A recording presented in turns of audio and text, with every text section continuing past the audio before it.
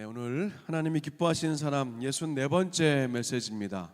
인물로는 바울을 다루기 시작할 거고요. 바울 4번을 우리가 다룰 텐데 그 중에 첫 번째가 오늘 메시지입니다. 아까 제가 앞서 광고를 못 드렸는데 올해부터 또 우리 수요 찬양 예배 새롭게 바뀌는 거 하나가 오늘부터 시작하는 우리 룩스 프리즘이라는 특별 활동이라고 말씀을 드렸고요. 그래서 부모님들이 자녀들을 데리고 마음껏 오시라고 말씀을 드렸고, 또 하나가 이제 오늘까지 해서 우리 수요일은 평신도 4분의 우리 찬양 인도자들이 우리 수요 찬양 집회를 돌아가면서 인도하게 됩니다. 각자 개성이 있고 또 받은 은사가 다른 우리 4분의 인도자들이 이렇게 돌아가면서 인도하고, 첫 주는 제가 인도하는 형식으로 해서 어느 교회보다 어느 예배보다 못지않게 풍성한 그런 은혜가 있을 줄로 믿습니다. 여러분 계속해서 기도 부탁드립니다. 우리가 바울의 인생 안에서 참 많은 메시지를 발견할 수가 있는데요, 우리가 이번에는 4가지만 함께 보려고 합니다. 오늘은 그 첫 번째로 제목처럼 부르심에 즉각 순종한 사람이라는 제목으로 잠시 말씀을 나누고, 또 우리가 우리의 모습을 말씀에 비춰보고 찬양과 기도의 자리로 나아가겠습니다. 예전에는 우리가 흔히 그 핍박자 사울이 다메섹 도상에서 예수님을 만나고 나서 바울이 되었다 이렇게 막연하게 말하곤 했는데, 아닌 것을 다 아실 겁니다. 이제는요, 사울은 히브리식 이름이고 바울은 로마식 이름이죠.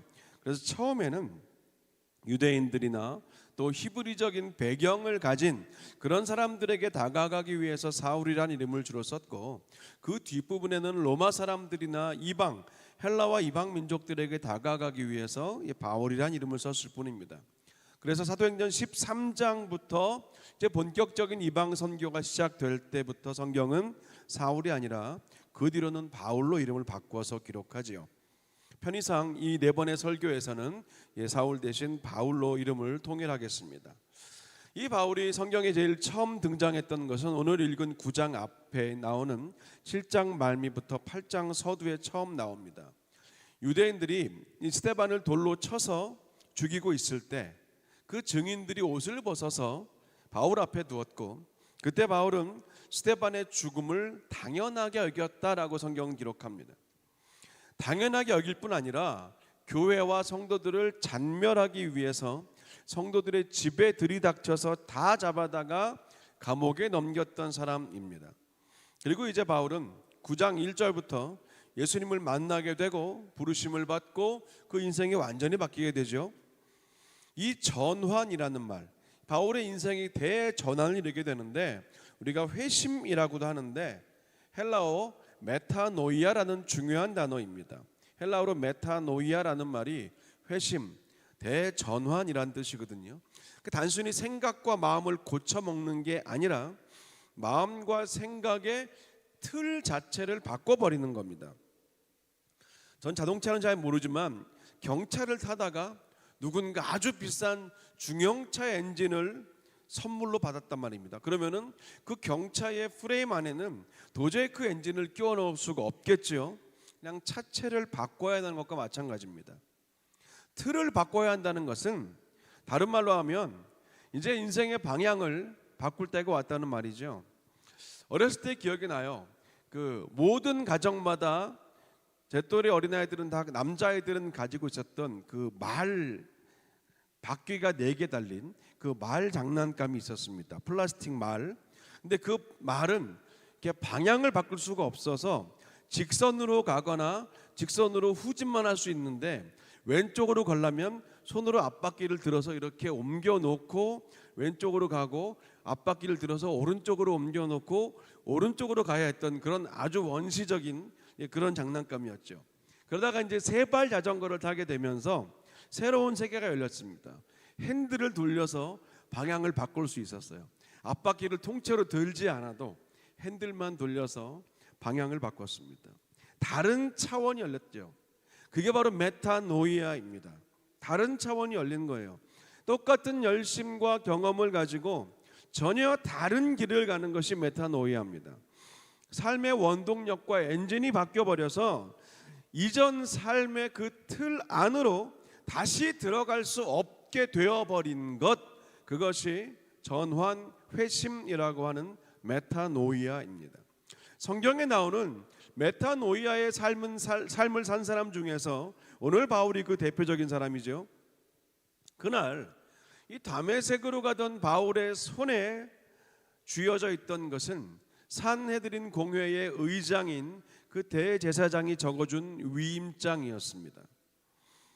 박해를 피해서, 예루살렘의 박해를 피해서 다메섹 지역에 도망가 숨어 살고 있던 그 예수 믿는 자들을 만나게 되면 남녀노소를 불문하고 누구든지 잡아 결박해서 예루살렘으로 잡아간다는 그런 공문서를 들고 다메섹으로 가던 중이었습니다. 그 수배령을 든 그 손으로 앞으로 얼마나 많은 그리스도인들을 잡아들이고 죽음으로 내몰지가 뻔히 예상되는 장면입니다. 그때 예수님이 이 바울의 삶에 호련히 개입하십니다. 바울은 한 번도 상상해 보지 않았던 일이 일어났습니다. 예수를 만나고 싶다는 생각은 당연히 해본 적이 없었습니다. 일방적으로 예수님이 뚫고 들어가셨어요. 이제 이 지점이요, 우리가 오늘 부르심에 대해서 볼 텐데, 주님의 부르심에 대해서 우리가 생각을 열어야 될 부분입니다. 대표적으로 성경 안에서 두 번을 반복해서 이름을 부른 기록들이 몇 번 나오죠.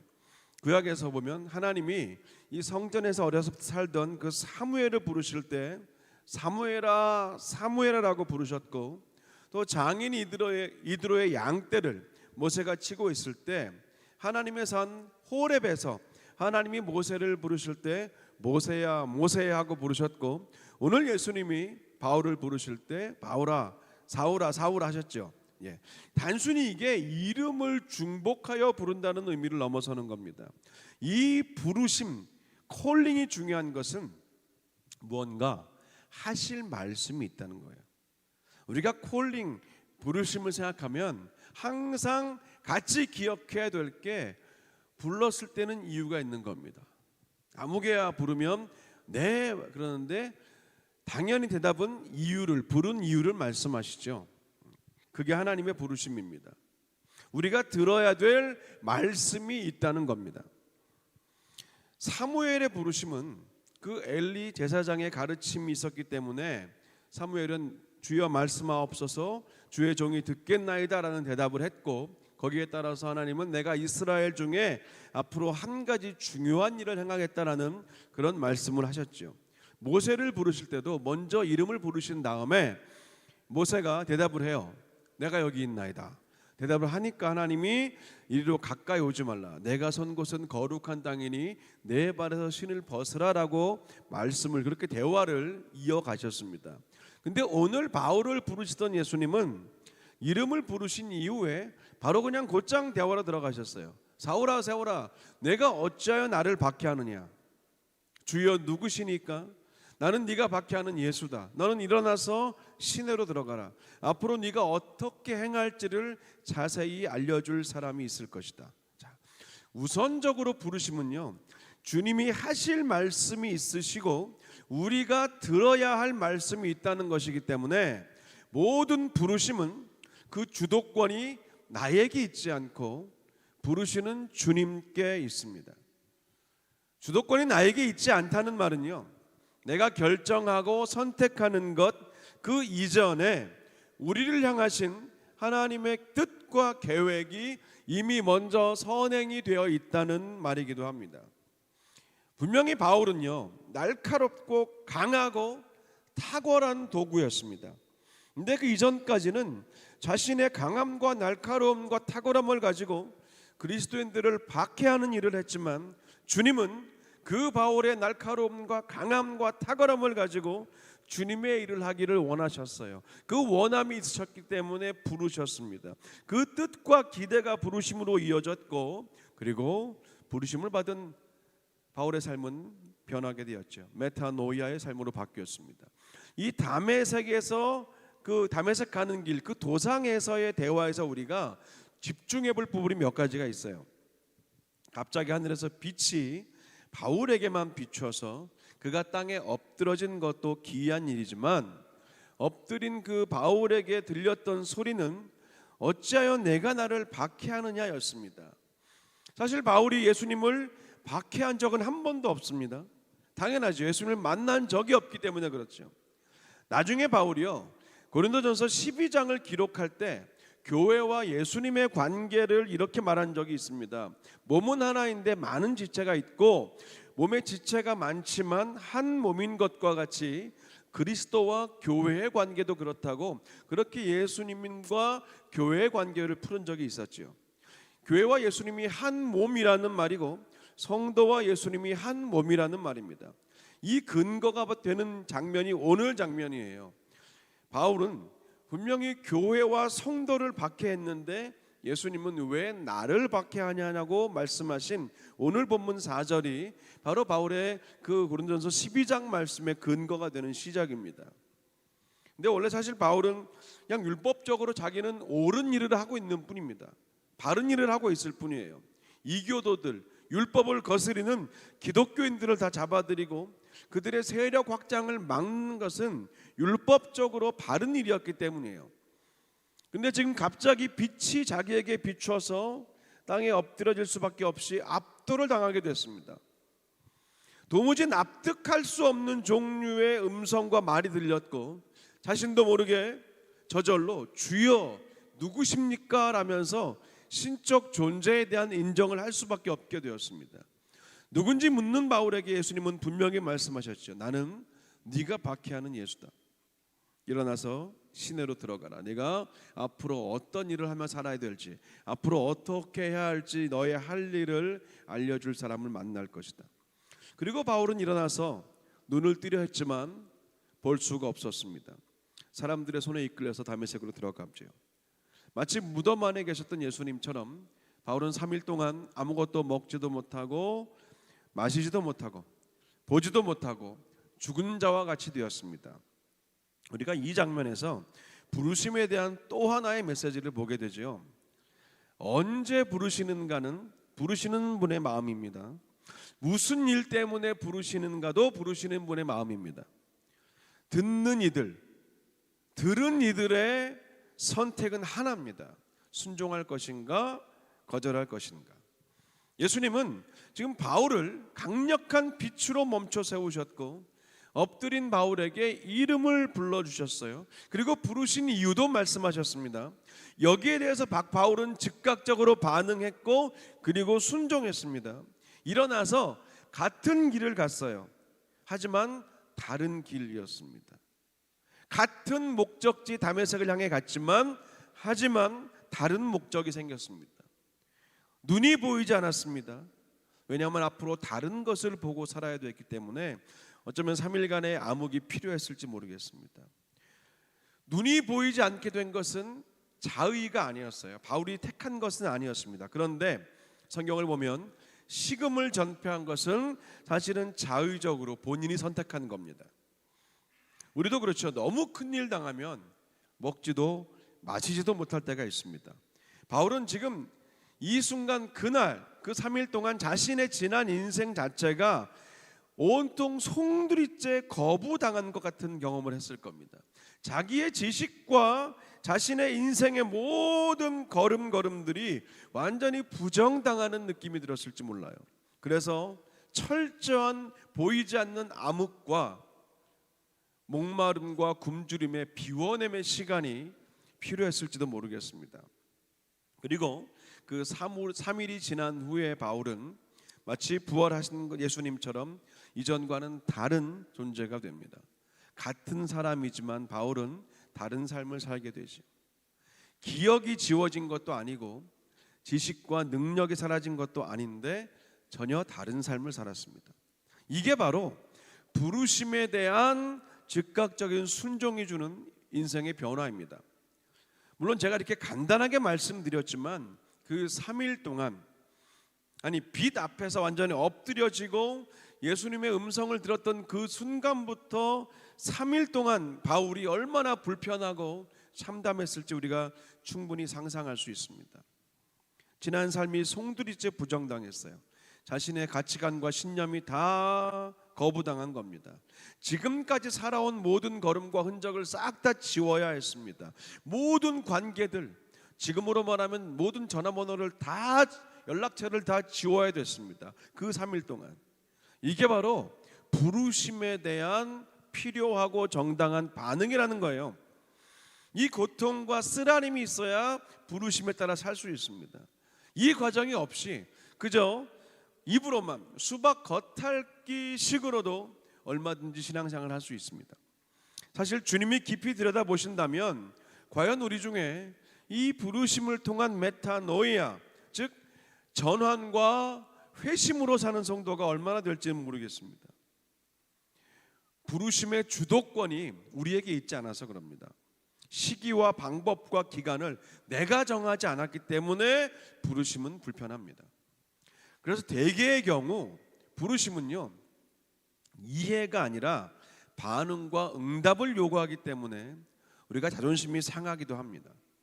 많은 경우 부르심은 우리를 더 편하고 안락한 삶으로 살게 하는 것이 아니라 주님의 부르심은 오히려 조금 더 불편하게 살게 하는 게 많은 것 같아서 그래서 더 순종하기가 힘들 수 있습니다.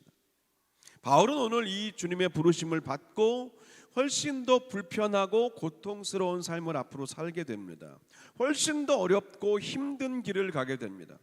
그런데 주님의 부르심에 순종하는 것이 그 어떤 다른 것에 순종하는 것보다 가치가 있다는 것을 확신하고 믿었기 때문에 자신의 인생을 걸고 생명을 걸었던 것을 우리가 알고 있습니다. 우리 교회가 20년 아니 그보다 더 오랜만에 지금 해외로 단기 선교를 떠나려고 준비하고 있습니다. 1세와 2세가 함께 떠나려고 하는데 이를 위해서 거의 제가 매주 아주 그냥 광고하고 간권을 드리고 있습니다. 근데 이것을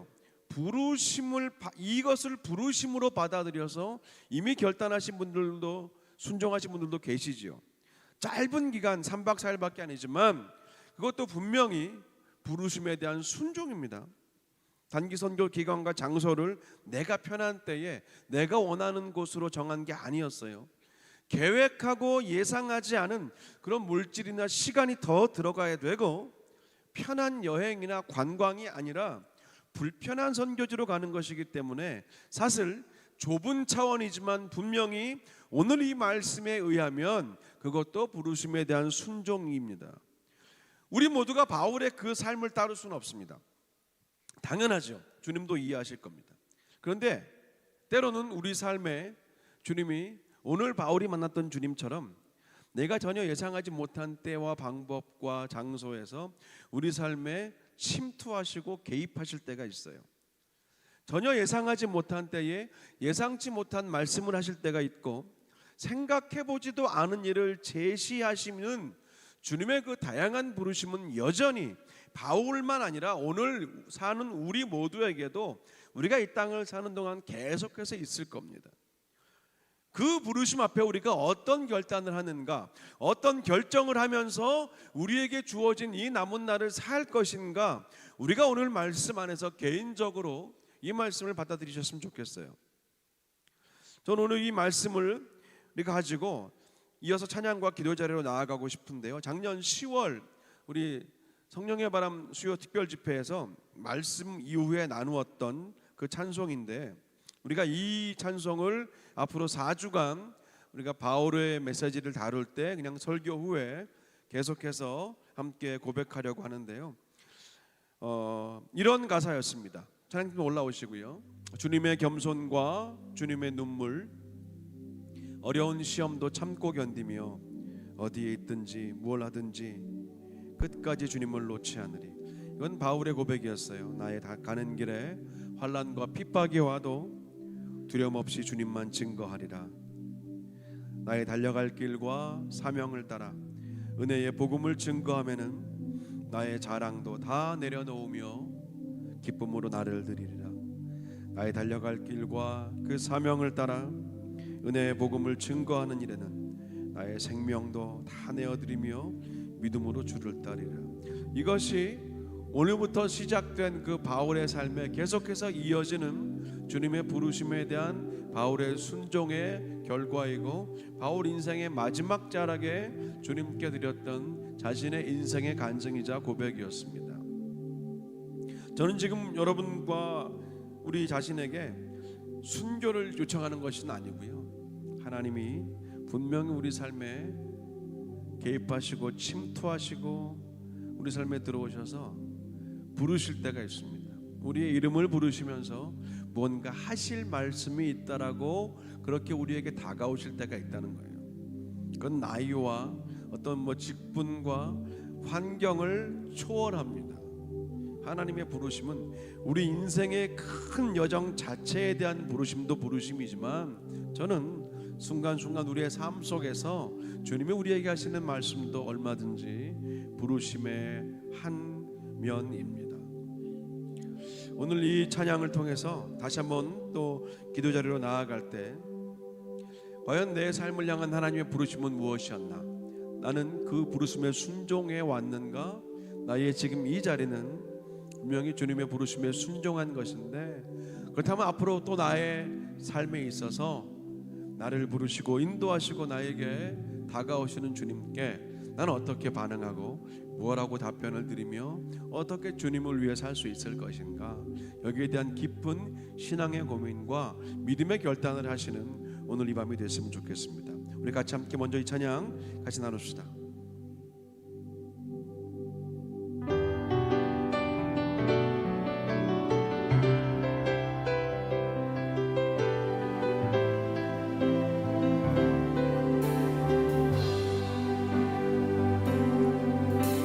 주님의 겸손과 주님의 눈물, 어려운 시험도 참고 견디며 어디에 있든지 무얼 하든지 끝까지 주님을 놓지 않으리.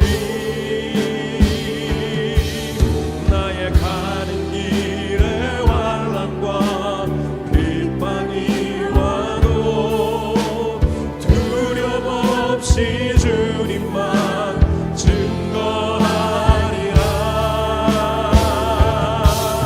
나의 달려갈 길과 그 사명을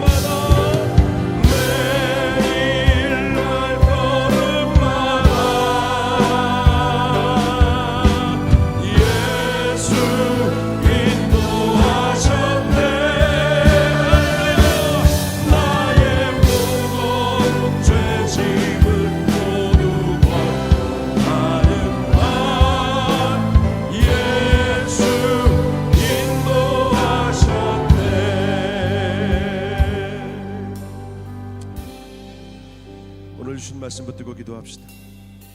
부르심은 뭔가 대단히 거창하거나 신비하거나 빛을 보거나 엄청난 음성을 귀로 듣는 것, 그것만이 아닙니다.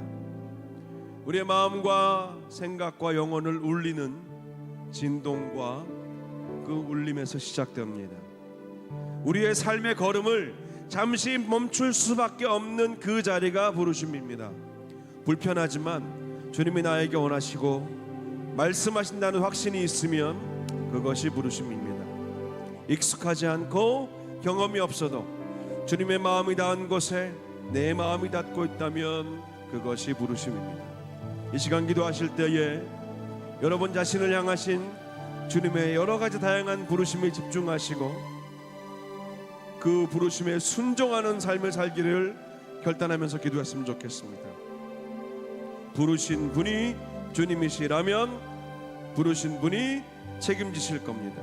이 확신과 믿음이 예수님의 제자들과 오늘 바울처럼 그들의 삶뿐 아니라 우리의 삶도 그렇게 인도하실 겁니다. 이 시간 여러분을 향하신 주님의 부르심을 주여 듣고 깨닫게 하셔서 기도하시고 순종하게 하소서. 같이 기도하면서 주님의 자리로, 기도의 자리로 나아가겠습니다. 기도합시다.